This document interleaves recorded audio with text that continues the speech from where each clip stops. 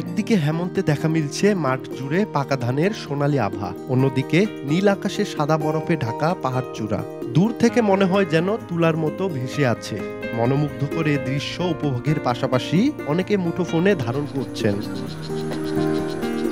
পঞ্চগড় জেলা শহর সহ তেতুলিয়া উপজেলার বিভিন্ন এলাকা থেকে আবারও খালি চোখেই দেখা মিলছে বিশ্বের তৃতীয় উচ্চতম পর্বত শৃঙ্গ কাঞ্চনজঙ্ঘার। হেমন্তের আকাশ পরিষ্কার থাকায় সোমবার এ মনোমুগ্ধকর দৃশ্য দেখতে জেলার বিভিন্ন স্থানে ভিড় করতে দেখা গেছে পর্যটকদের।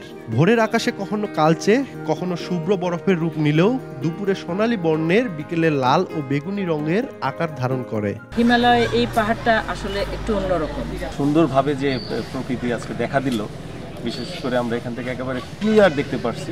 অপূর্ব দৃশ্য। আমি কানাডার রকি মাউন্টেনও গেছি, ওখানকার পাহাড় আর এখানকার পাহাড় ডিফারেন্ট। অনেক ভালো লাগলো। বাংলাদেশের থেকেও দেশের বাইরে অনেক ভালো পর্বতমালা কাঞ্চনজঙ্ঘা দেখা যায়। তেতুলিয়া উপজেলা প্রশাসন বলছে এবার পর্যটকদের নিরাপত্তা ও আবাসন নিশ্চিতে চালু করা হয়েছে hotels.gov.bd নামে অনলাইন অ্যাপস। একটা মোবাইল অ্যাপস চালু করেছি, সেটা একই সাথে ট্যুর গাইড হিসেবেও কাজ করবে।